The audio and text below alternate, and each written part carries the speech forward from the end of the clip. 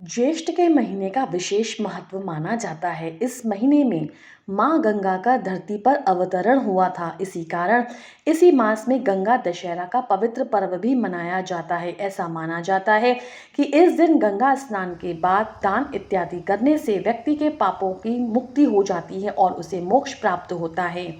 इसी महीने में पड़ने वाली एकादशी, प्रदोष, पूर्णिमा, नारद जयंती, शीतला अष्टमी, वट सावित्री व्रत, गंगा दशहरा और निर्जला एकादशी जैसे प्रमुख त्योहार आते हैं। इस समय पूजा करना अधिक फलदायी रहता है। इसी महीने में शनि देव का जन्म भी हुआ था और हनुमान जी श्री राम जी से पहली बार मिले थे।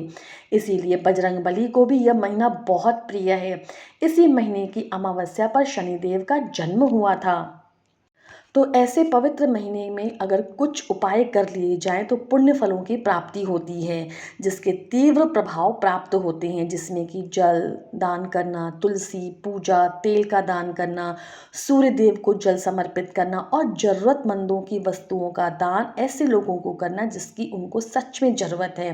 क्योंकि इस महीने में तेज गर्मी और सूर्य के प्रभाव बहुत तीव्र होते हैं, जिससे आप जिसको जितनी शीतलता प्रदान करते हैं, शीतलता से संबंधित वस्तुओं का दान करते हैं, तो ऐसे में उनकी महानता और अधिक बढ़ जाती है। सबसे पहले इस मास में जल दान अवश्य करना चाहिए, जिससे कि प्यासे लोग हों या जीव जंतु जिसको पानी पिलाने का विशेष महत्व है, ऐसा अवश्य करना चाहिए।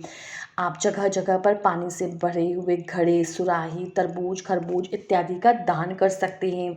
भगवान विष्णु को भी यह तुलसी अधिक प्रिय है। इस मास में तुलसी की पूजा और तुलसी के पत्तों को भगवान विष्णु को समर्पित करने से पुण्य फल प्राप्त होता है और आर्थिक समृद्धि तो होती ही है।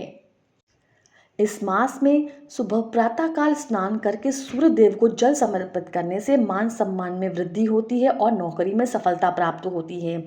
इस महीने में नियमित रूप से भगवान विष्णु और सूर्य देव की पूजा अर्चना करने से उनकी कृपा दृष्टि प्राप्त होती है और जीवन में खुशहाली का संचार होता है। इस महीने में, ज्येष्ठ के महीने में बड़े मंगल जो आते हैं, इसमें हनुमान जी की विशेष पूजा करने से संकटों का शमन होता है और मंगल दोष के प्रभाव को भी कम किया जाता है। ज्येष्ठ के महीने के सोमवार को एक समय फलाहार लिया जाता है या मौन व्रत अगर धारण करते हैं तो शारीरिक और मानसिक दोनों ही तरीके से शुद्धि होती है। ज्येष्ठ के महीने में पीपल की पूजा करने और चने के दान का भी विशेष लाभ प्राप्त होता है। अमावस्या के दिन पीपल और वट की पूजा की जाती है। अमावस्या पर चने का दान करना बेहद शुभ माना जाता है। इस उपाय को करने से शनि के प्रकोपों से छुटकारा मिलता है, जीवन के दुख दूर होते हैं। कई बार जो काम बनते बनते अटक जाते हैं, उनमें रुकावट आ जाती है, तो इस उपाय को करने से बिगड़े हुए काम भी बनना शुरू हो जाते हैं। और आपकी सामर्थ्य हो तो ज़रूरतमंद लोगों को आम इत्यादि दान कर सकते हैं, जिससे घर में सुख शांति बनी रहती है। जो भी मौसमी फल अवेलेबल हो, जीवन में सुखों की इससे प्राप्ति होती है। इस महीने में क्या नहीं करना चाहिए? विशेष रूप से एकादशी, अमावस्या और पूर्णिमा के दिन बाल और नाखून नहीं कटाना चाहिए। इस महीने में लहसुन और राई का दान करना वर्जित होता है। सूर्यास्त के बाद दूध और दही का दान करना भी अशुभ माना जाता है। न ही बैगन का सेवन करें और न ही इसका दान करें।